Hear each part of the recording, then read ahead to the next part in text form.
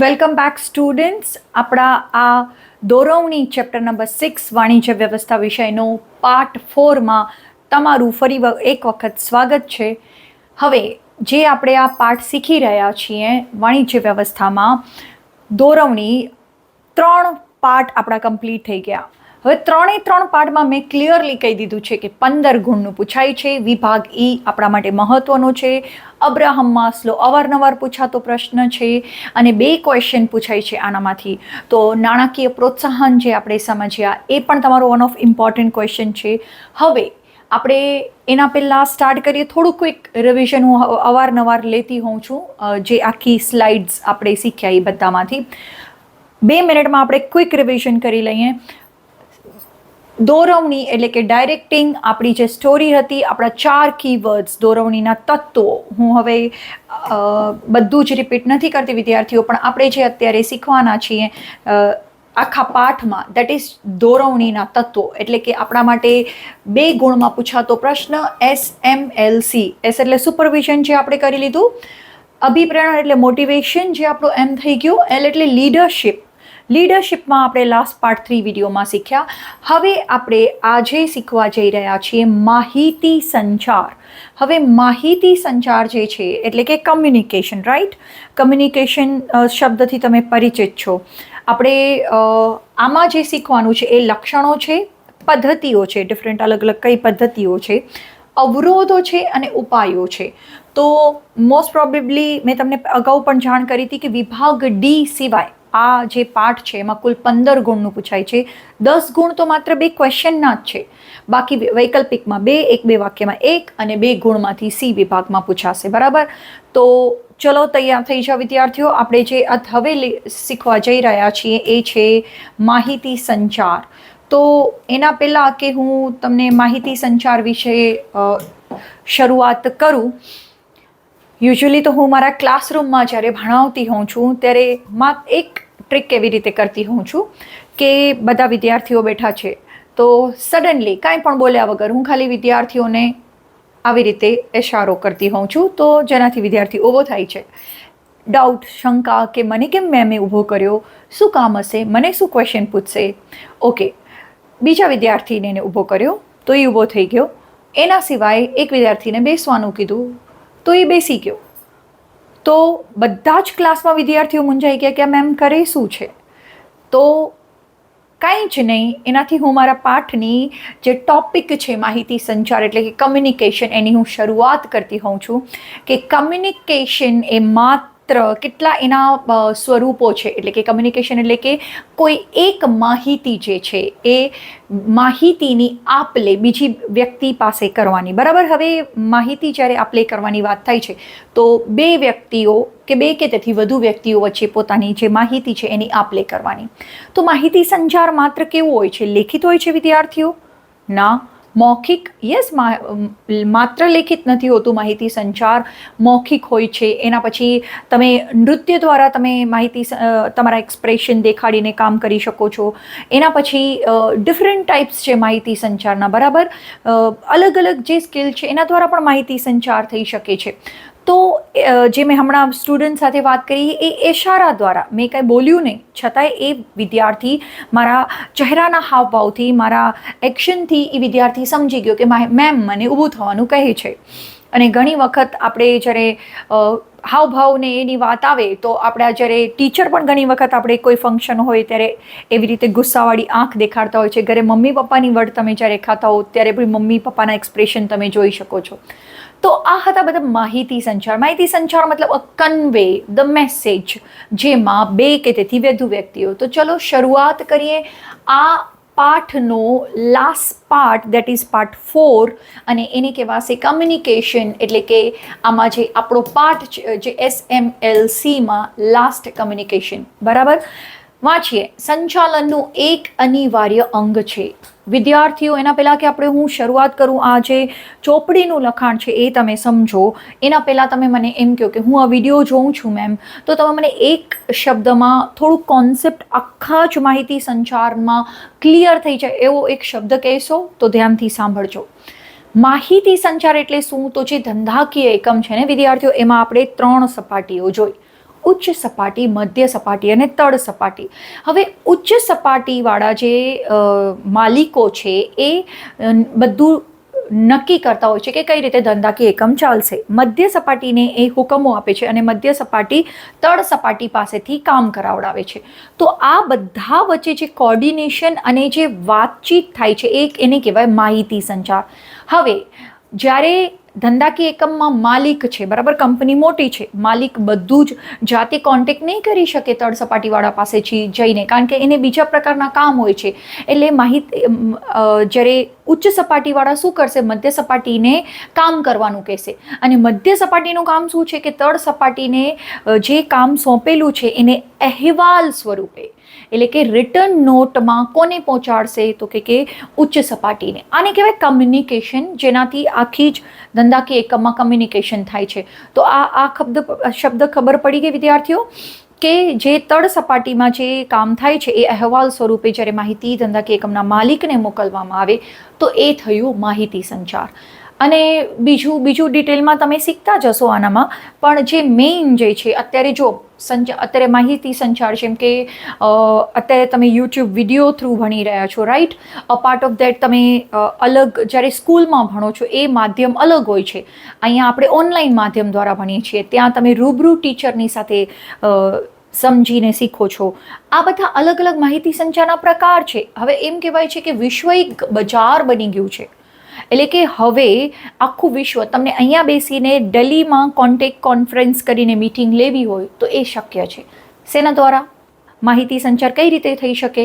તો એને કહેવાય આ જે કમ્યુનિકેશનના જે આપણે માહિતી સંચારના માધ્યમ, બરાબર, જે ઓનલાઈન માધ્યમ છે, જે ઇન્ટરનેટ દ્વારા છે. અત્યારે જો પહેલાં તો એમ કીધું છે સંચાલનનું અનિવાર્ય અંગ, એટલે કે સંચાલનમાં માહિતી સંચાર વગર કામ ન થઈ શકે. વિશ્વ એક બજાર બની ગયું છે, એટલે હવે કનેક્ટ કરવું એકબીજા સાથે, માહિતી સંચાર કરવું એ બહુ સરળ બની ગયું છે. જેમ કે પહેલાં અબ્રોડમાં, જ્યારે મને હજી યાદ છે અમુક વર્ષો પહેલાં, જ્યારે તમને અબ્રોડ લંડન કે USA કે કોલ કરવો હોય વિદ્યાર્થીઓ, તો તમને રિચાર્જ કરવું પડતું હતું પર્ટિક્યુલર, બરાબર. જે 1 મિનિટના ઇનકમિંગ કોલ તમે કરો છો તો ₹5 ચાર્જ થાય, આઉટગોઈંગ કોલ કરો છો તો મિનિટના ₹10. તમે રિચાર્જ કરાવો, એક્ટિવેટ કરો સેવા, પછી જ કોલ કરી શકો છો. પરંતુ આ જે કોસ્ટલી હતું માહિતી સંચાર, હવે જેમ જેમ ટેકનોલોજી વધે છે એમ કમ્યુનિકેશન એકદમ સરળ થઈ ગયું છે. તમે કોઈ પણ વોટ્સએપના માધ્યમથી કે કોઈ પણ માધ્યમથી તમે કોઈ પણ અબ્રોડમાં બેઠેલી વ્યક્તિ એને ઇઝીલી કોન્ટેક્ટ કરી શકો છો, સંદેશો મોકલી શકો છો. આ શું છે? તો આ છે કમ્યુનિકેશનનો જ એક ભાગ, જેને કહેવાય માહિતી સંચાર. એટલે કે સમગ્ર વિશ્વ એક બજાર બની ગયું છે. એના પછી એકમના વિવિધ ભાગો, જે હું બોલી એ અહીંયા છે, હવે ધ્યાનથી સાંભળજો. એકમના વિવિધ ભાગોની માહિતી, એટલે કે અલગ વિવિધ ભાગોની જે માહિતી છે એ સંચાલક પાસે હોવી જરૂરી છે. એટલે કે જે ધંધાનો માલિક છે એની પાસે માહિતી હોવી જરૂરી છે. આ માહિતી તળ સપાટીએથી ઉચ્ચ સપાટીને, જો વિદ્યાર્થીઓ હું તમને ડ્રો કરીને બતાવું, જે આપણી 3 સપાટી છે, બરાબર. આ છે ઉચ્ચ સપાટી, મધ્ય સપાટી અને તળ સપાટી.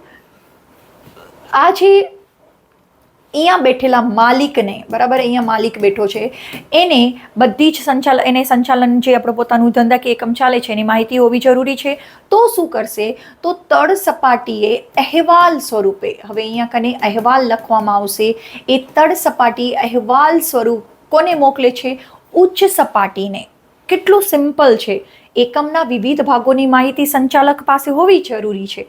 આ માહિતી તળ સપાટીએથી ઉચ્ચ સપાટીએ અહેવાલ સ્વરૂપે મોકલવામાં આવે તો આ માહિતી પૂરી પાડવાની પ્રક્રિયાને માહિતી પ્રેષણ. હવે ખાસ ધ્યાન દેજો વિદ્યાર્થીઓ, આ શબ્દ છે માહિતી સંચાર અલગ છે અને માહિતી પ્રેષણ આ પણ એક વસ્તુ અલગ છે. ધ્યાન દેજો. આ તમને વૈકલ્પિક વાક્યમાં એક ઓપ્શનમાં પૂછાય છે કે જે તળ સપાટીએ, અત્યારે જો તમે ડ્રોઈંગ અને મારું સાંભળેલું અને અહીંયા વાંચેલું યાદ રાખશો તો તમને આ ક્વેશ્ચન વાંચતા જ જવાબ આવડી જશે, બરાબર. એટલે કે આ જે તળ સપાટીથી જે ઉચ્ચ સપાટીને અહેવાલ સ્વરૂપે મોકલવામાં આવતી જે પણ પ્રક્રિયા છે એને કહેવાય માહિતી પ્રેષણ. માહિતી પ્રેષણ, ધ્યાનથી. હવે એના પછી કે માહિતી સંચારનો અર્થ જોઈએ તો ન્યુમેન એન્ડ અમર આ નામના જે સંચાલન શાસ્ત્રી છે એ શું કહે છે તો કે માહિતી સંચાર એટલે જો કેટલા સરસ શબ્દોનો ઉપયોગ કર્યો છે. હકીકતો જે ફેક્ટ છે, પછી વિચારો એટલે કે તમે તમારા વિચારોને એકથી વધુ વ્યક્તિ સાથે આપલે કરી શકો છો. હકીકતો જે ફેક્ટ છે, વિચારો કે જે તમારા વિચારો, અને લાગણીઓમાં મેં તમને વાત કરી હતી કે કોઈ નૃત્ય દ્વારા એકદમ ગ્રેશિયસલી ડાન્સ હોય તો એને શાંતિ જેવું કહેવાય. પછી તમને ખ્યાલ હોય તો જે એંગરવાળો કોઈ છે તો શિવ તાંડવ છે, તો એ બધા સિમ્બોલિક માહિતી સંચાર દર્શાવે છે. તો લાગણીઓની હવે સાંભળજો વિદ્યાર્થીઓ, જ્યારે માહિતી સંચાર માટે હંમેશા 2 વ્યક્તિઓ હોવી જોઈએ, બરાબર. એટલે કે 2 કે તેથી વધુ વ્યક્તિઓ, જે મેં શરૂઆતમાં જ વિડીયોના કીધેલું હતું, એટલે કે 2 કે તેથી વધુ વ્યક્તિઓ વચ્ચે થતી આપ-લે. ક્લિયર? ફરીથી બોલું છું, 3 શબ્દો યાદ રાખજો, આ વ્યાખ્યા યાદ રહી જશે. માહિતી સંચાર એટલે પહેલાં તો ફેક્ટ, હકીકતો, વિચારો અને લાગણીઓની હકીકતો, વિચારો, પછી અભિપ્રાયો, તમે કોઈક ઓપિનિયન આપો છો, અથવા તો લાગણીઓની 2 કે તેથી વધુ વ્યક્તિઓ વચ્ચે થતી આપ-લે, એને કહેવાય માહિતી સંચાર. તો ક્લિયર વિદ્યાર્થીઓ? માહિતી પ્રેષણ એટલે શું, માહિતી સંચાર એટલે શું. હવે એના સિવાય તમને માહિતી સંચારની લાક્ષણિકતાઓ શીખવાની છે. તો માહિતી સંચારની લાક્ષણિકતાઓ કેટલી છે? તો આપણી પાસે કેટલી કુલ 9 મુદ્દા છે. માહિતી સંચારની લાક્ષણિકતાઓ 9 મુદ્દાથી બનેલી છે. કઈ રીતે મેં યાદ રાખ્યું છે? તો જો માહિતી સંચાર એક પ્રક્રિયા છે, રાઈટ. આપણે આગળ જ એની વ્યાખ્યામાં જોઈ કે એક માહિતી બીજા વ્યક્તિ પાસે ને પહોંચાડવાની. તો એમ કહેવામાં આવે છે એક હેતુલક્ષી પ્રક્રિયા છે. એટલે ધંધાકીય એકમનો પર્ટિક્યુલર હેતુ છે, જેને સિદ્ધ કરવા માટે બધા જ વિભાગોમાં કામ સોંપાય છે અને કામ થાય છે. એટલે માહિતી કેવી રીતે થાય છે કમ્યુનિકેશનથી? તો કમ્યુનિકેશન જે છે, માહિતી સંચાર એક હેતુલક્ષી પ્રક્રિયા છે. દ્વિમાર્ગી પ્રક્રિયા છે, એ પણ આપણે આપણી વ્યાખ્યામાં જોઈ. 2 કે તેથી વધુ વ્યક્તિઓ વચ્ચે થતી પ્રક્રિયા છે. કાયમી પ્રક્રિયા છે, એટલે ધંધાકીય એકમના શરૂઆતથી અંત સુધી, અથવા તો જ્યાં સુધી ધંધાકીય એકમ ચાલે છે ત્યાં સુધી માહિતી સંચાર વગર કોઈ કાર્ય થઈ શકતું નથી. પછી માનવીય પ્રક્રિયા છે, એટલે કે જો આપણે જ્યારે વાત કરીએ કર્મચારીઓ સાથે આપણે ડીલ કરીએ છીએ, વ્યક્તિઓ સાથે ડીલ કરીએ છીએ, તો એમ કહેવાય કે માહિતી સંચાર આખરે ભલે સાધનો સાથે તમે કામ કરો છો, યંત્રો સાથે, પણ જ્યારે કમ્યુનિકેશન છે એટલે કે માનવી વાત આવે ને વિદ્યાર્થીઓ, ત્યારે હંમેશા માનવીની અંદર એક લાગણી, જે સ્વમાન, રિસ્પેક્ટ જે વાત હોય, એને પોતાની સેલ્ફ રિસ્પેક્ટ હોય, એક સ્વમાન હોય, લાગણી હોય, આ બધી વસ્તુનો સમાવેશ થાય છે, જે પોઈન્ટ્સનો, રાઈટ. તો એ માનવીય પ્રવૃત્તિ છે. કેવી છે પ્રક્રિયા? માનવીય પ્રક્રિયા. હવે વહીવટી પ્રક્રિયા છે, એટલે કે હર ક્ષેત્રમાં માહિતી સંચાર જ્યારે લેખિત થાય છે તો એ વહીવટી પ્રક્રિયા બને છે. તો ચલો, કેવી રીતે આપણે 2 પોઈન્ટ તો આપણી વ્યાખ્યામાં જોયા. હેતુલક્ષી પ્રક્રિયા છે, પછી દ્વિમાર્ગી પ્રક્રિયા છે, 2 કે તેથી વધુ વ્યક્તિઓ વચ્ચે, પછી કાયમી પ્રક્રિયા છે, લોંગ ટર્મ સુધી ચાલે, પછી માનવીય પ્રક્રિયા છે, અને વહીવટી પ્રક્રિયા છે, એટલે વ્યક્તિ છે તો લખીને સંદેશા મોકલે છે, બરાબર. આવી રીતે યાદ રાખશું. ફરીથી હેતુલક્ષી, હેતુ તો પહેલો પોઈન્ટ હોવો જ જોઈએ, બરાબર. હવે ઘણી વખત શું થાય કે બધા જ 1 થી 7 ચેપ્ટર, એમાં આપણા 5 સંચાલનના કાર્યોના ચેપ્ટર, બરાબર. તો એમાં હંમેશા પહેલાં હેતુલક્ષી, ધ્યેયલક્ષી, આવા બધા લક્ષણોમાં કે કોઈ પણ લક્ષણોમાં પહેલો પોઈન્ટ આવતો જ હોય છે. ઘણી વખત શું થાય છે કે હેતુલક્ષી એટલે કે તમને ધ્યેય એટલે ખ્યાલ જ આવી જાય, બરાબર. હવે એના પછી 6થો પોઈન્ટ છે, મને એક યાદ આવી ગઈ વાત, શેર કરું તમારી સાથે વિદ્યાર્થીઓ, કે શું છે કે ઘણીવાર આપણી જે ફ્રેન્ડ હોય છે, કે બેસ્ટ ફ્રેન્ડ છે હેતલ, તો હેતલને આપણે શું કહેતા હોઈએ છીએ? હેતુ. એટલે એવી રીતે પણ તમે કોઈ પણ પોઈન્ટને કોઈ પણ સાથે કનેક્ટ કરીને રાખો ને તો તમને જલ્દીથી યાદ રહી જાય. એની આવી જાય આપણા મુદ્દા ઉપર. આપણે અહીંયાથી કેટલા મુદ્દા યાદ રાખ્યા? 5 પોઈન્ટ. અને હવે છે 6થો પોઈન્ટ. એમ કહેવાય છે કે માહિતી સંચારના અસંખ્ય સાધનો છે, રાઈટ. કેટલા માધ્યમો, લેખિત, મૌખિત, પછી લેખિત મૌખિત બંને હોય, માત્ર દ્રશ્ય હોય, તમને તમારી બુકમાં બહુ સરસ રીતે એવી રીતે એક પ્રકારો આપેલા છે. દ્રશ્ય એટલે કે ખાલી જોઈને કમ્યુનિકેશન. તમે જ્યારે ટીવી જોવો છો તો એ ખાલી દ્રશ્ય કમ્યુનિકેશન થાય છે, સામે તમે એની સાથે ચર્ચા નથી કરી શકતા. દ્રશ્ય શ્રાવ્ય એટલે કે જોઈ પણ શકો અને ચર્ચા કરી શકો એવો પોઈન્ટ છે. તો ઓનલાઈન છે, મીટિંગ્સ તમારી છે, રાઈટ. તો મૌન દ્વારા, નૃત્ય દ્વારા, આ બધા જે સંગીત છે, જે તમે ઇન્સ્ટ્રુમેન્ટલ વગાડો છો એના દ્વારા, આ બધા જ અસંખ્ય સાધનો છે માહિતી સંચાર માટે. એટલે છઠ્ઠો પોઈન્ટ. હવે શબ્દો અને ભાષા સ્પષ્ટ હોવી જોઈએ. એટલે કે જ્યારે તમે કમ્યુનિકેશન કરો છો, તમે જે પોઈન્ટ ઉપર ચર્ચા કરો છો, કે જે માહિતી તમે સામેવાળાને આપવા માંગો છો એ ક્લિયર હોવી જોઈએ, એની ભાષા બંને વ્યક્તિ સમજી શકે એવી હોવી જોઈએ અને સ્પષ્ટ હોવી જોઈએ. એટલે કે જેટલું કહેવાય ને કે શોર્ટ એન્ડ સ્વીટ, એટલે કે ઘણી વખત શું લાંબી ચોડી વાત આપણે કરતા હોય ને તો એમ કે તું ટૂંકમાં કહી દે ને, શોર્ટ એન્ડ સ્વીટમાં કહી દે, ચલ તું શું કહેવા માંગસ. આપણે આવી રીતે વાત કરતા હોય છે. તો માહિતી સંચાર એ કેવું હોવું જોઈએ? શબ્દો, ભાષા એકદમ સ્પષ્ટ હોવી જોઈએ. અનેક પ્રકારની અને અનેક પ્રકાર છે, એટલે કે અલગ અલગ પ્રકાર છે માહિતી સંચારના અને પદ્ધતિઓ છે. આ બધી જે મેં હમણાં જ વાત કરી હતી, બરાબર. અને અનેક પ્રકાર, અનેક પદ્ધતિઓ.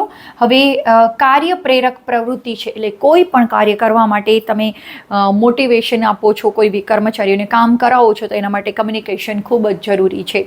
તો આવી રીતે મેં ઉપરથી તમને યાદ રહી જાય એટલે આવી રીતે પણ લખેલું છે અને એના સિવાય તમે યાદ રાખી શકો છો.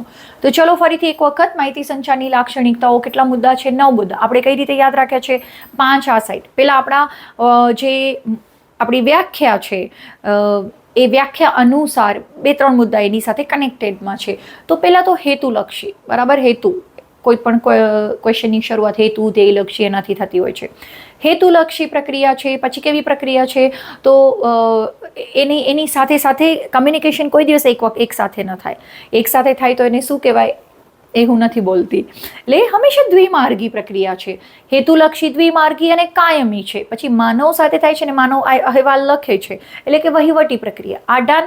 એના પછી અને આપણે એવી રીતે યાદ રાખ્યું હતું કે અનેક અસંખ્ય સાધનો હોય છે. એટલે અસંખ્ય સાધનો છે જેના થ્રુ તમે માહિતી સંચાર કરી શકો છો. અને તમે જ્યારે માહિતી સંચાર કરતા હો છો ત્યારે શબ્દો એકદમ અને ભાષા એકદમ સ્પષ્ટ હોવા જોઈએ.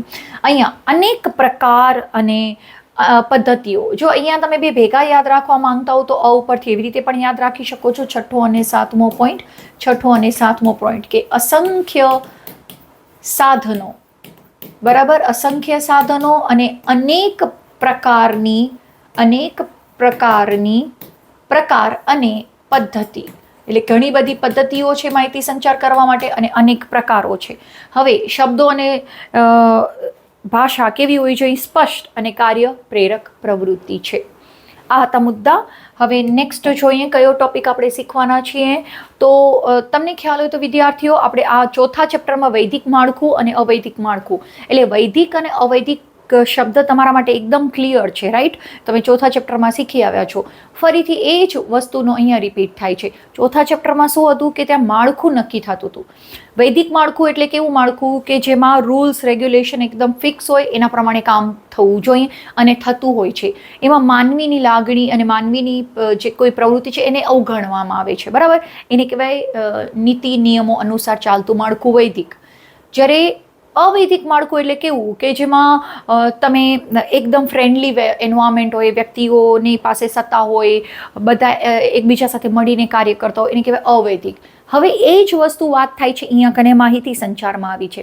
તો વૈદિક માહિતી સંચાર એટલે શું? જ્યારે તમે તમારા ફોર એક્ઝામ્પલ કોઈ વ્યક્તિ કાર્ય કરે છે, કોઈ જોબ કરે છે, તો એ પોતાના બોસ સાથે કે પોતાના સહકર્મચારી સાથે કેવી રીતે વાત કરશે? એકદમ ફોર્મલ, રાઈટ. એને કહેવાય વૈદિક કમ્યુનિકેશન.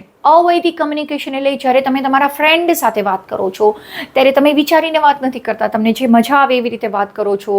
અને જ્યારે તમે તમારા પેરેન્ટ સાથે કે તમારા સગા સંબંધીઓ સાથે વાત કરો છો ત્યારે તમે એકદમ ફોર્મલ રીતે વાત નથી કરતા. અવૈદિક માહિતી સંચાર છે, રાઈટ. આને કહેવાય વૈદિક અને અવૈદિક માહિતી સંચાર. તો જોઈએ વૈદિક માહિતી સંચારનો. પહેલાં તો આપણે વૈદિક માહિતી સંચાર જોઈશી, એનો લક્ષણો અને એના અર્થ. તો વૈદિક માહિતી સંચારનો અર્થ શું છે? તો જે માહિતી સંચાર ધંધાના ઉદ્દેશો સિદ્ધ કરવા માટે. હવે જો ધંધો શા માટે ચાલે છે, ધંધામાં માહિતી સંચાર શું કામ જરૂર છે, એમાંય અવૈધિક. જો જે ધંધાનો ઉદ્દેશ છે એટલે કે ધંધાનો ઉદ્દેશ સિદ્ધ કરવા માટે અહીંયા જ આવી ગયું. જો હંમેશા યાદ રાખજો કે વ્યવસ્થા તંત્રના નીતિ નિયમો ઉપર આધારિત હોય. એટલે કે જ્યારે ધંધો ચાલતો હોય એના ઉદ્દેશો કેવા હોય કે આપણે આવી રીતે આટલો ટાઈમ કામ કરશું, આવી રીતે આપણા નેક્સ્ટ ગોલ પૂરા કરશું તો જ ધંધો આગળ વધશે. તો એને કોના ઉપર બેઝ હોય, કોના ઉપર આધાર હોય, તો નીતિ અને નિયમો જે નક્કી થયેલા હોય પહેલેથી, તેને વૈદિક માહિતી સંચાર કહે છે. તો આનાથી ટોટલી ઓપોઝિટ હશે અવૈદિક. વૈદિક શીખીએ આપણે. ફરીથી વાંચું છું. જે માહિતી સંચાર ધંધાના ઉદ્દેશો સિદ્ધ કરવા માટે વ્યવસ્થા તંત્રના નીતિ નિયમો પર આધારિત હોય એને કહેવાય વૈદિક માહિતી સંચાર. અચ્છા, બીજી વસ્તુ, આ બંનેનો ડિફરન્સ શું છે કે વૈદિક માહિતી સંચાર કેવું હોવું જોઈએ, તો કે લેખિત. આ ખાસ ધ્યાન દેજો. વૈદિક માહિતી સંચાર લેખિત હોય છે, જેનાથી તમે એને સમજવામાં સરળ હોય છે. એટલે કે કેવું હોય છે, સરળ. ફોર એક્ઝામ્પલ, જ્યારે તમે કોઈ કંપનીમાં કામ કરો છો ને વિદ્યાર્થીઓ, ત્યારે એમ કહેવામાં આવે છે કે પહેલાં તો અચ્છા, હું તમને લેખિત માહિતી સંચારનો એક એક્ઝામ્પલ, લેખિત વૈદિક માહિતી સંચારનો એક એક્ઝામ્પલ આપું. તો જ્યારે તમે સ્કૂલમાં એડમિશન લ્યો છો ત્યારે તમે એક ફોર્મ ભરતા હો છો, રાઈટ?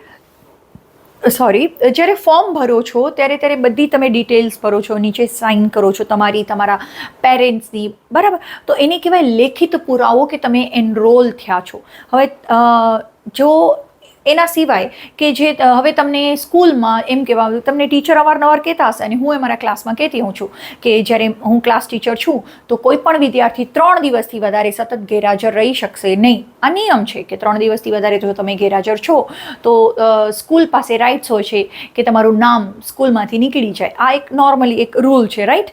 તો આપણી શું હોય જવાબદારી કે જ્યારે તમે ટીચર પાસે રજા લ્યો છો ત્યારે કોઈક કારણોસર, ચલો ઠીક છે, તમે ફોન કરીને કે જાણ કરો, બટ નહીંતર તમને પૂર્વ મંજૂરી લેવી પડે છે અને તમને એક જે એપ્લિકેશન લખીને આપવી પડે છે કે રજા ચિઠ્ઠી છે ને તમે કહો છો કે ટીચર હું કાલે કે 2-3 દિવસ કે 1 વીક સુધી આવી શકીશ નહીં, બહાર જવું છે કે કોઈ પણ અંગત કારણોસર.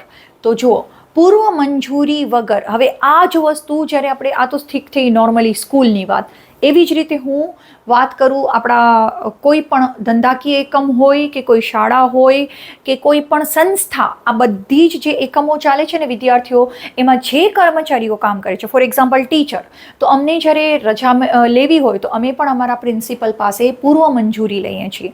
હવે જ્યારે ધંધાકીય એકમમાં કેવી રીતે વાત થાય છે, તો ધંધાકીય એકમમાં જ્યારે પૂર્વ મંજૂરી લીધા વગર, એટલે તમે કહેતા નથી, જુઓ સાંભળજો, પૂર્વ મંજૂરી વગર ગેરહાજર રહેતા કર્મચારીઓને, એટલે કે જો તમે રજા નથી લીધી અને ગેરહાજર છો તો ચેતવણી રૂપે આપવામાં આવતી નોટિસ કે મેમો.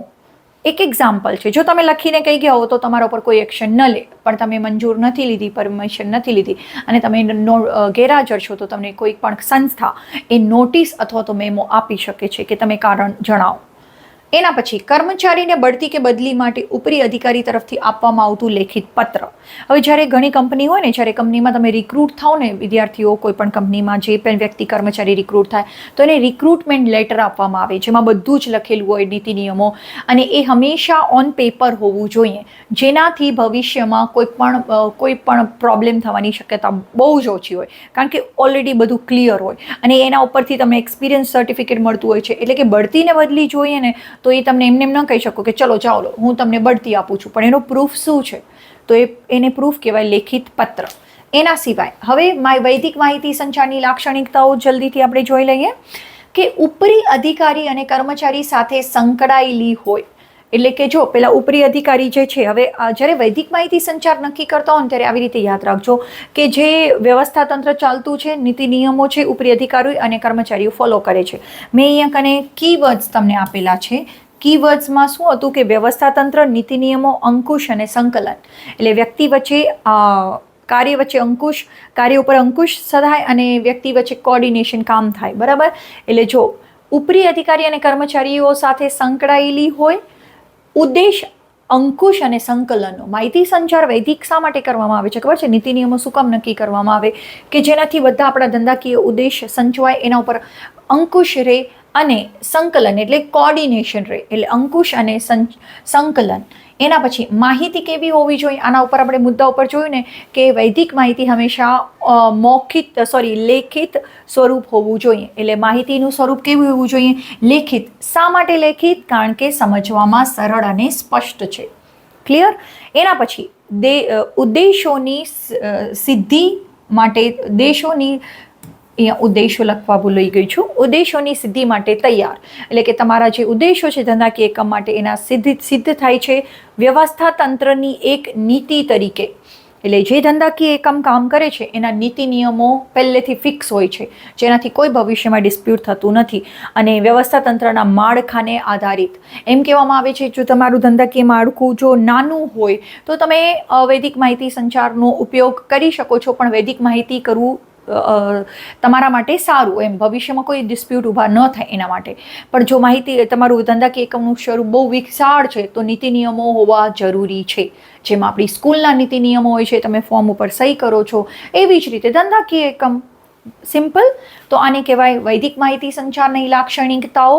હવે જે અવૈદિક માહિતી સંચાર જે છે એનાથી ટોટલી ઓપોઝિટ, અને અવૈદિક માહિતી સંચાર જે છે એ તમારા ક્વેશ્ચન નંબર વિભાગ ડીમાં આપેલો છે, તો તમે એ રીતે એને તૈયાર કરી શકો છો. અવૈદિક માહિતી સંચાર એટલે અનૌપચારિક, ઔપચારિક કહેવાય અને અનૌપચારિક, અથવા તો ઇન્ફોર્મલ કમ્યુનિકેશન પણ તમે કહી શકો છો. ઇન્ફોર્મલ કમ્યુનિકેશન, બરાબર, એટલે કે ફોર્મલ અને ઇન્ફોર્મલ એમ કહી શકાય. હવે અવૈદિક માહિતી સંચારનો અર્થ ઓનામાં શું હતો વિદ્યાર્થીઓ? ઉદ્દેશો સાધવા, નીતિ નિયમો, વ્યવસ્થા તંત્રના નીતિ નિયમો. અહીંયા શું છે કે જે માહિતી સંચાર વ્યવસ્થા તંત્રમાં કામ કરતા કર્મચારીઓ વચ્ચેનો માનવ સંબંધો અને મિત્રતા પર આધારિત છે. જેમ મેં વાત કરી કે અવૈદિક માહિતી સંચાર એટલે તમે જ્યારે તમારા મિત્રો સાથે કે સગા સંબંધીઓ સાથે વાત કરો છો, એટલે કે માનવી સંબંધો કે મિત્રતા ઉપર આધારિત હોય તો એને કહેવામાં આવે છે અવૈદિક માહિતી સંચાર. સિમ્પલ. ફરીથી એક વખત, જે માહિતી સંચાર વ્યવસ્થા તંત્રમાં, એટલે જ્યાં માહિતી સંચાર જે વ્યવસ્થા તંત્રમાં માહિતી સંચાર વ્યવસ્થા તંત્રમાં કામ કરતા કર્મચારીઓ વચ્ચે માનવી સંબંધો અને મિત્રતા, ઉપરથી યાદ રાખી શકો છો, માનવીય સંબંધો અને મિત્રતા પર આધારિત હોય, એને કહેવાય અવૈદિક માહિતી સંચાર. હવે શા માટે આ અવૈદિક માહિતી સંચાર? એનાથી શું થાય છે? ઓમાં લેખિત હોવું જોઈએ, સમજવામાં સ્પષ્ટ અને સરળ છે. આમાં શું છે કે વધુ પરિવર્તનશીલ અને સરળ છે. બરાબર, તમે પ્રેક્ટિકલ બની શકો છો, એ પ્રમાણે કામ કરી શકો છો. જો ઇન્ફોર્મલ રીતે હશે તો અંકુશ અને આદેશની જરૂરિયાત હોતી નથી. ઘણી વખત એવું હોય છે ને કે જ્યારે પોતાની મરજીથી આપણે જ્યારે કામ કરતા હોઈએ ને ત્યારે તમને કોઈ અંકુશ થોપવાની જરૂર હોતી નથી. કામ બરાબર પોતાની રીતે થતું હોય છે અને એનામાં આદેશની પણ જરૂરિયાત હોતી નથી. બરાબર.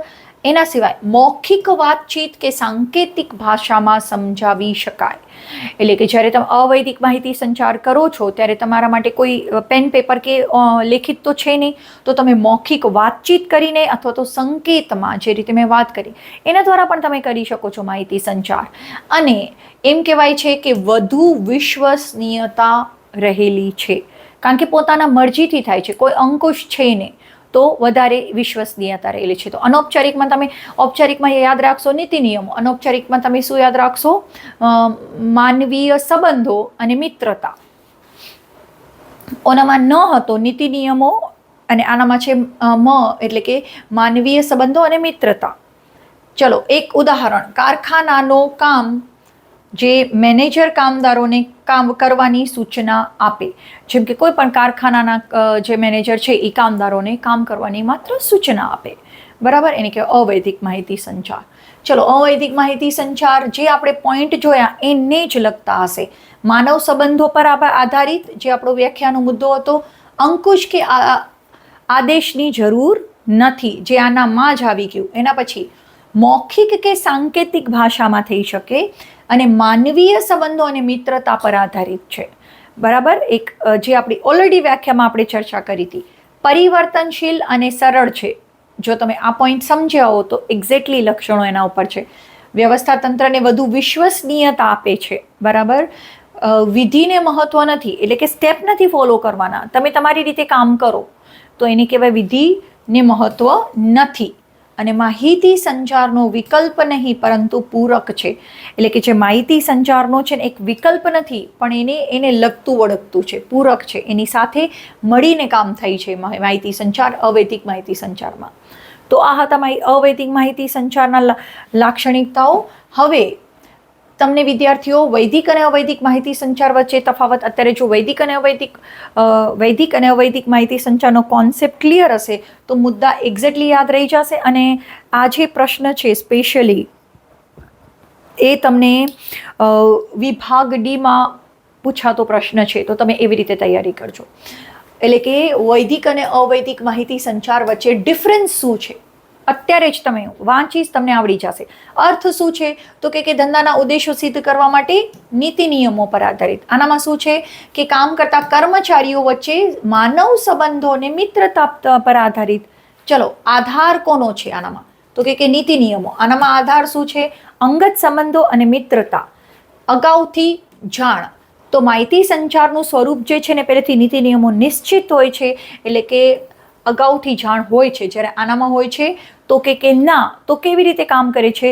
સમય અને સંજોગો અનુસાર. બરાબર, સમય અને સંજોગો અનુસાર. અંકુશ અને દેખરેખની જરૂર આનામાં પડે છે, કારણ કે નીતિ નિયમો મુજબ જ કામ થવું જોઈએ, એટલે અંકુશ ને દેખરેખની જરૂર છે.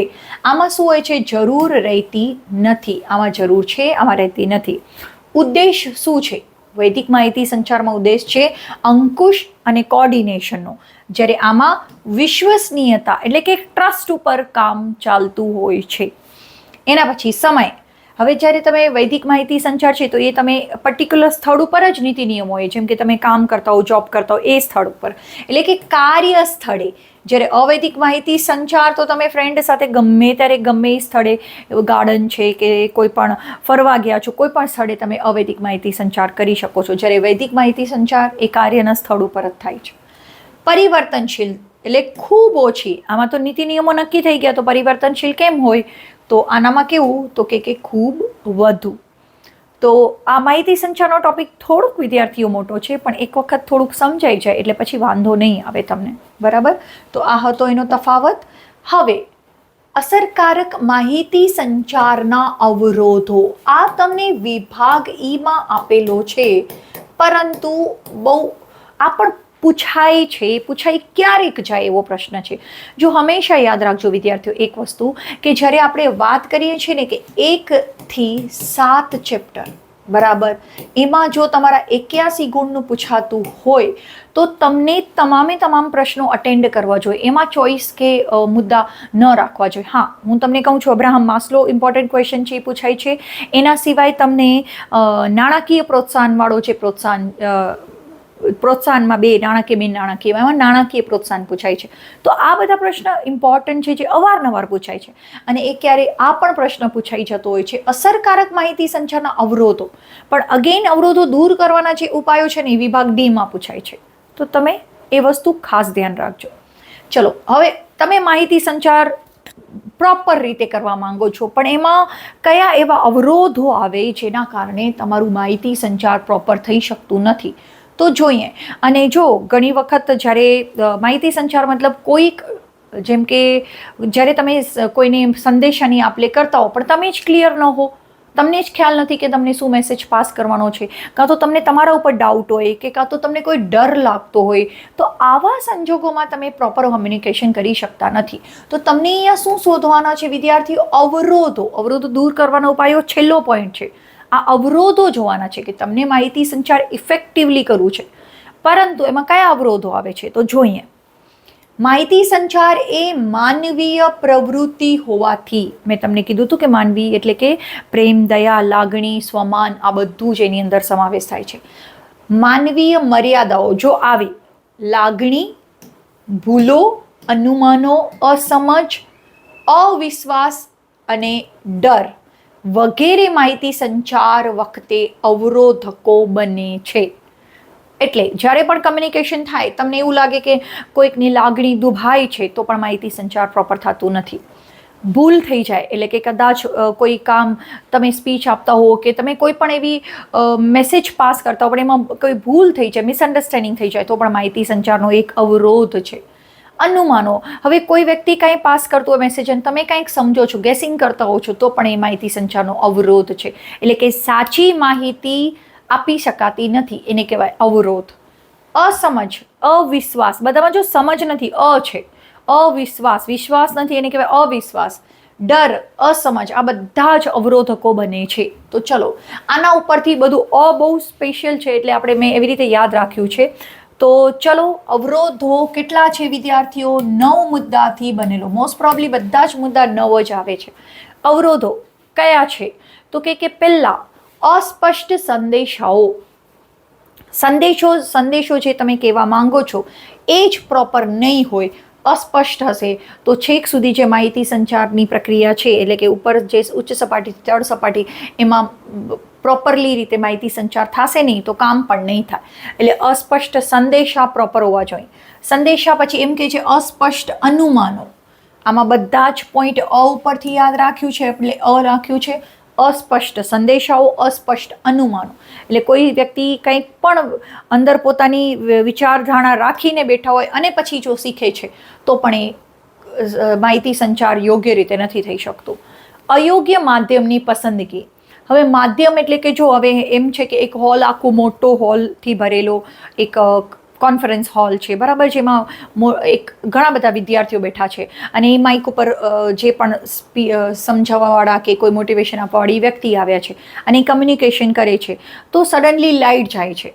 તો જે કમ્યુનિકેશન અહીંયાથી જે છેલ્લે સુધી બેઠેલી વ્યક્તિને સંભળાતું નથી, એટલે એમ કહેવામાં આવે છે અયોગ્ય માધ્યમની. ત્યારે તમે એમ કહો કે મારો અવાજ મોટો છે ને હું સમજાવી શકીશ, તો એ ન થઈ શકે. ત્યારે તમને માધ્યમ પ્રોપર સિલેક્ટ કરવું પડે કે જેનાથી બધા વિદ્યાર્થીઓ સાંભળી શકે, બરાબર. પછી અવિશ્વાસ અને ડર. જો તમે જ કોન્ફિડન્ટ નહીં હો, તમને જ ડર લાગતો હશે, તો તમે કયો મેસેજ સામેવાળી વ્યક્તિ સુધી પહોંચાડી શકશો? તમે જ કહો.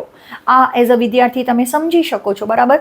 ઘણી વખત ઘણા વિદ્યાર્થીઓને સ્ટેજ ફિયર હોય, કોઈ ડર હોય, એક વસ્તુ આપણે કેમ મગઅપ કરીને ગોખીને ગયા હોય અને ત્યાં પહેલી જ લાઈન ભૂલી જઈએ, કાં તો તમને ડર લાગતો હોય, તો એ સંજોગોમાં તમે તમારો જે પોતાનો વિશ્વાસ નથી, ડર લાગે છે, તો તમે અસરકારક માહિતી સંચાર નહીં કરી શકો. એ તમારા અવરોધો છે. તો પહેલાં શું યાદ રાખ્યું હતું? અસ્પષ્ટ સંદેશાઓ, અસ્પષ્ટ અનુમાનો. અયોગ્ય માધ્યમની પસંદગી થશે, અવિશ્વાસ અને ડર, આ બધા ઉપરથી. અસ્પષ્ટ આયોજનનો અભાવ. હવે આ બે છે ને કે જે તમારા આયોજન પ્રોપરલી નહીં થાય, આપણે આ યાદ રાખ્યું છે અભાવ ઉપરથી, આ યાદ રાખ્યું છે ઉપરથી. અસ્પષ્ટ આયોજન એટલે તમે પ્રોપરલી આયોજન નહીં કર્યું હોય તો તમે કમ્યુનિકેશન કઈ રીતે કરી શકશો? જ્યારે તમે ટીમને કામ સોંપો છો ત્યારે પ્રોપર પ્લાનિંગ કરો છો, રાઈટ, અને એ પ્રમાણે તમે એને મેસેજ પાસ કરો છો. પણ જો તમે જ પ્રોપર પ્લાનિંગ નહીં કર્યું હોય તો માહિતી સંચાર પણ એક અસરકારક નહીં થઈ શકે. યોગ્ય સમયનો અભાવ. તમારી પાસે તમને એવું લાગે ચલો હજી તો બોર્ડની એક્ઝામને ઘણો સમય છે, હું પછી વાંચીશ, તો એનાથી શું થતું હોય છે કે જેનાથી એકદમ પછી તમારી પાસે સમય ઓછો છે અને તમારા વાંચવાનું કન્ટેન્ટ ઘણું બધું છે, ત્યારે એ શોર્ટ સમયમાં શું થશે? યોગ્ય સમય નહીં હોય તો તમે પ્રોપરલી તૈયારી કરી શકતા નથી. અને આવું હકીકત છે. વિદ્યાર્થીઓ એમ કહેશે કે ચલો પહેલી એક્ઝામને થોડી ના સિરિયસ લેવાનું હોય, આપણે વાંચશું પછી. પણ જેટલું તમે પહેલી એક્ઝામને સિરિયસ લેશો, અગર હું મારા પર્ટિક્યુલર વિષયની વાત કરું વિદ્યાર્થીઓ, તો જે વાણિજ્ય વ્યવસ્થામાં 1 થી 7 ચેપ્ટર જ પહેલી પરીક્ષામાં પૂછાય છે. હું વિદ્યાર્થીઓને એમ જ કહું છું કે તમે જેમ બોર્ડની એક્ઝામ આપતા હો ને એવી તૈયારી તમે કરજો, તો જેનાથી તમે જ્યારે દ્વિતીય એક્ઝામ એટલે તમારા ધોરણ 12 માટે તો સંપૂર્ણ અભ્યાસક્રમ છે, તો તમે કઈ રીતે કોપ અપ કરશો? નવું શીખશો કે પૂરા પહેલું જે છે એક્ઝામ એને તમે યાદ રાખશો? જો પહેલું એકદમ બરાબર હશે તો તમે એક્ઝેક્ટલી યાદ રાખી શકશો. વાત કરી અકાઉન્ટ વિષયની. અકાઉન્ટમાં 2 પાર્ટ છે, તો પહેલો પાર્ટ જે છે એ આખો ભાગીદારીને લગતો પાર્ટ છે.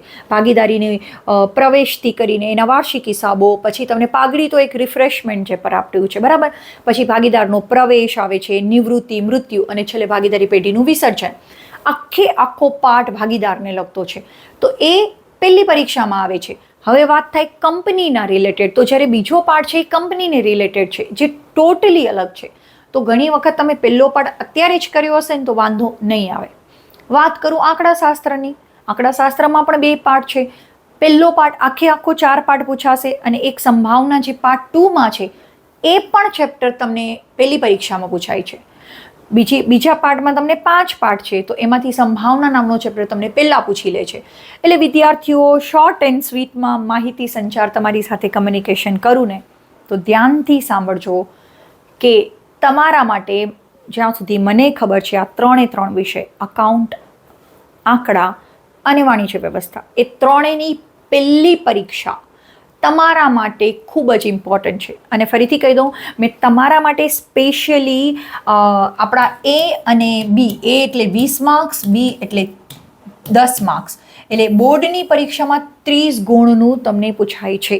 તો જ્યારે 30 ગુણનું પૂછવા માટે તમારા માટે 1 થી 7 ચેપ્ટરનો મેં એક વિડીયો બનાવ્યો છે, જેમાં માત્ર વૈકલ્પિક અને 1-2 વાક્ય તમારા માટે તૈયાર કર્યા છે. જો ન જોયું હોય તો જરૂરથી જોજો, તમને બહુ જ ઉપયોગી બનશે એ વિડીયો. ચલો આવી જઈએ આપણા ટોપિક ઉપર, ભાષાંતરની ભૂલ. એટલે કે કદાચ શબ્દોમાં આપણે જ્યારે બોલતા હોઈએ ત્યારે કોઈ ભાષાંતર ભૂલ થઈ જાય તો એકનો મિનિંગ આખો ચેન્જ થઈ જતો હોય છે, બરાબર? એ ખાસ ધ્યાન રાખવું જોઈએ એક અસરકારક કમ્યુનિકેશન માટે.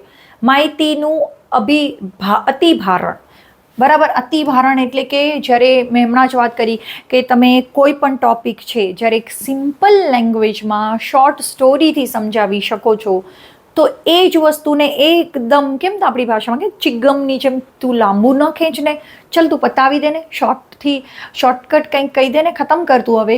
એટલે જ્યારે તમે અતિરેક એટલે કે જ્યારે માહિતીનું અતિરેક કરો છો ત્યારે પણ માહિતી સંચારનો કોઈ અસરકારકતા નીવડતી નથી, બરાબર? સંદેશા પ્રત્યે દુર્લક્ષ. હવે ઘણી વખત શું ટીચર ઘણું સરસ રીતે સમજાવતા હોય, જે રીતે સમજાવે પણ તમે એના તરફ ધ્યાન ન દેતા હો, તો તમને શું લાગે, અરે આ તો ટોપિક જ અઘરો છે એટલે મને નથી ખબર પડતી, અને આ મેમ કે આ સર જે છે ને એની ભણાવવાની મેથડ, એટલે કે તમે શું કરો છો, તમે બ્લેમ કરો છો જ્યારે તમે જે મેસેજ છે એના તરફથી તમે દુર્લક્ષ્ય સેવો છો, અથવા તો તમે ઓલરેડી વિચારીને જ બેઠા છો કે અકાઉન્ટ, આંકડા આ બધા અઘરા વિષયો છે. તમે પહેલેથી અનુમાન કરીને બેઠા હશો ને તો તમે એ જે માહિતી સંચાર ગમે એટલા સરસ રીતે ભણાવે, તમે નહીં ભણી શકો. એટલે કે તમારા મગજમાં ઓલરેડી સંદેશા કોઈ પણ વિષય પ્રત્યે અનુમાન હશે. એવી જ રીતે માહિતી સંચાર, જ્યારે સંદેશા પ્રત્યે દુર્લક્ષ, કોઈ સંદેશો આપનાર વ્યક્તિ છે એના તરફથી તમે ઓલરેડી પૂર્વાગ્રહ હોય તો તમે એ માહિતી સંચાર અસરકારક કરી શકતા નથી. તો આ હતા બધા જ પોઈન્ટ વિદ્યાર્થીઓ. હવે અવરોધો આપણે શીખી રહ્યા છીએ. મેઇન છે અસ્પષ્ટ સંદેશાઓ, અસ્પષ્ટ અનુમાનો, બરાબર? આ બે અસ્પષ્ટ ઉપરથી છે. સંદેશાઓ, અનુમાનો, એના પછી અયોગ્ય માધ્યમની પસંદગી, અવિશ્વાસ અને ડર, આ 4 થઈ ગયા. એના પછી આપણે યાદ રાખ્યા હતા કે 2 અભાવ, કોનો? તો કે અસ્પષ્ટ આયોજનનો અને યોગ્ય સમયનો. આયોજન અને સમય આવી રીતે તમે યાદ રાખશો તો તમને યાદ રહી જશે.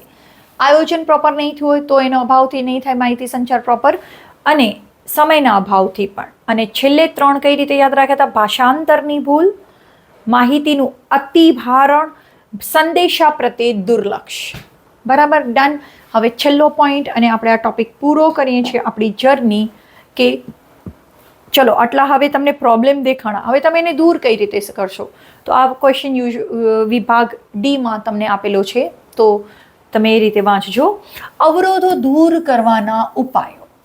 તમે શું કરશો? અવરોધો સમજી ગયા, હવે મને માહિતી કેવી હું રાખીશ? તો કે મારા વ્યવસ્થા તંત્રના માળખાને અનુરૂપ, બસ એ જ પ્રમાણે મારું કમ્યુનિકેશન થવું જોઈએ. એટલે કે માળખાને અનુરૂપ અને સમજી શકાય ને એવા સ્પષ્ટ સંદેશાઓ માહિતી આપીશ. યોગ્ય માધ્યમની પસંદગી કરીશ, એટલે કે જે કમ્યુનિકેશન કરવું છે એ માધ્યમ યોગ્ય હશે. મારી માહિતી કેવી હશે? તો કે હેતુલક્ષી હશે, અને સ્પેશિયલી કેવી હશે? તો કે ટૂંકી હોવી જોઈએ, શોર્ટ હોવી જોઈએ, અને વ્યવસ્થા ઝડપી હોવી જોઈએ. કોઈ પણ માહિતી સંચાર માટે જે પણ નિર્ણય લેવો છે તો એ ક્વિક હોવો જોઈએ. માહિતી આપનારનો અંગત રીતે કોઈ સ્વાર્થ ન હોવું જોઈએ. એટલે કે ઘણી વખત કોઈ અંગત સ્વાર્થના કારણે પણ માહિતી સંચાર પ્રોપર થતું નથી. સમયાંતરે માહિતી સંચારમાં વ્યવસ્થાનું મૂલ્યાંકન થવું જોઈએ. એટલે કે જે રીતે અવારનવાર જ્યારે સમય જેમ થાય એમ માહિતી સંચારે પણ પોતાનું ઓબ્ઝર્વેશન કરવું જોઈએ. જેમ કે હું જ છું કે જે રીતે હું ભણાવું છું એ તમને સમજાય છે કે નથી સમજાતું, એવી રીતે મને મૂલ્યાંકન કરવું જોઈએ, બરાબર? એના પછી દ્વિમાર્ગી પ્રક્રિયા હોવાથી બંને બાજુ સહેલાઈથી, એટલે હું ભણાવું છું, તમે ભણો છો, એટલે આપણે બંનેને સમજાઈ શકે એવી પદ્ધતિ અને વ્યવસ્થા હોવી જોઈએ. બંને પક્ષો પ્રત્યે આહા બહુ જ સરસ એક શ્રદ્ધા કે લીના મેમ ભણાવે છે, મને વાણિજ્ય વ્યવસ્થા વિષય હવે સરળ લાગે છે, હું સમજું છું. એ માહિતી સંચાર ક્યારે પ્રોપર થઈ શકે જ્યારે તમને મારા ઉપર એક વિશ્વાસ અને શ્રદ્ધા ભલે હોય તમને, અને પરસ્પર શ્રદ્ધા અને પરસ્પરની ભાવના એ કેવી હોવી જોઈએ, ક્લિયર હોવી જોઈએ. મને શીખડાવવાનો અને તમને શીખવાની એક ધગસ હશે અને એકદમ આતુરતા હશે શીખવાની તો તમે ઇઝીલી શીખી શકશો મારી પાસે. બરાબર, તો આ હતા બધા જ પોઈન્ટ. હવે આપણે ફાઇનલી ઘણી વખત ક્લોઝિંગ ઉપર આવીએ છીએ અને ફાઇનલ થેન્ક યુ, મતલબ આઈ હોપ કે તમને જે આ ચેપ્ટર છે એ સરસ રીતે સમજાઈ ગયો હશે. આઈ સ્ટીલ રિમેમ્બર કોઈ ઘણી વખત શું છોકરાઓ અનુક્રમણિકા જોતા હોય, ઓહો આ પાઠ તો કેટલો મોટો છે, પણ ખરેખર તમે જ્યારે એ પાઠને સમજો છો ને વિદ્યાર્થીઓ, ત્યારે તમને એ પાઠ અઘરો પણ નથી લાગતો અને મોટો પણ નથી લાગતો. એઝ આઈ પ્રોમિસ કે પાઠ પૂરો થઈ ગયો છે તો I will share the PPT with you. અને હજી પણ આપણે આવા સરસ શોર્ટકટ મેથડથી સારી એવી પીપીટી તૈયાર કરીને હું તમને સૌપ્રથમ તો હું કહી દઉં ક્લિયરલી કે આપણે જે પ્રથમ પરીક્ષાનો અભ્યાસક્રમ છે, જે આપણી પ્રથમ પરીક્ષા વાણિજ્ય વ્યવસ્થાની એનો અભ્યાસક્રમ છે વિદ્યાર્થીઓ, મેં તમને કીધું હતું કયો 1 થી 7 ચેપ્ટર, જેમાં 81 ગુણ. તો 1 થી 7 ચેપ્ટર ઇમ્પોર્ટન્ટ છે, તો છઠ્ઠો ચેપ્ટર આપણો પૂરો થયો. હવે એક 7મો ચેપ્ટર છે, બહુ ટૂંકો છે અને બહુ ઓછા ગુણભારથી બનેલો છે, તો એ આપણે એક જ પાર્ટમાં ક્લિયર કરશું. અને હવે 1 થી 7 આપણા ક્લિયર થઈ જશે, પછી આપણે અકાઉન્ટ અથવા તો આંકડાશાસ્ત્ર તમે જે કહેશો એ ટોપિક ઉપર આપણે આગળ ધ્યાન દઈશું. તો આ હતો બધો પોઈન્ટ. હવે તમને એવું લાગે છે કે નહીં મને સમજાય છે તો ડુ કમેન્ટ વિદ્યાર્થીઓ, કારણ કે તમારી કમેન્ટ મને એક મોટિવેશન આપે છે કે જેનાથી ભલે શેડ્યુલ ટાઈપ બધાના બિઝી હોય છે, બરાબર, જોબ કરવી, એઝ અ ટીચર છું, એઝ અ લેડી છું, તો મારી ઘરની જવાબદારી, મારા અંગત બધા કારણોસર ટાઈમ નથી મળતો હતો. ઘણા લોંગ સમય પછી પણ હું આવી રીતે વિડીયો બનાવું છું, અને સ્પેશિયલી લાઈક કારણ કે મને ભણાવવું ગમે છે એટલે હું આ વિડીયોઝ આવી રીતે હું તૈયાર કરું છું. અને સ્પેશિયલી જે બોર્ડ છે, સ્માર્ટ બોર્ડ, એ લીધેલો છે મેં, સ્પેશિયલ ઇન્વેસ્ટમેન્ટ કર્યું છે કે નહીં. I think whatever I know I should pass it to my students. મને એવું લાગે છે કે મને થોડુંક પણ એવું આવડે છે કે જેનાથી મારા સ્ટુડન્ટ્સ માટે આ કન્ટેન્ટ ઇઝી થઈ જાય, એના માટે હું મારો બેસ્ટ આપું છું. તો give your best, give your comment, give your review, કેવું લાગે છે તમને મારી સાથે ભણવાનું, અને નેક્સ્ટ તમે આંકડાશાસ્ત્ર કે અકાઉન્ટ શું ભણવા માંગો છો એ પણ જણાવજો. કમેન્ટ કરતા જાઓ, like and share video, do subscribe the channel અને do share with your friends.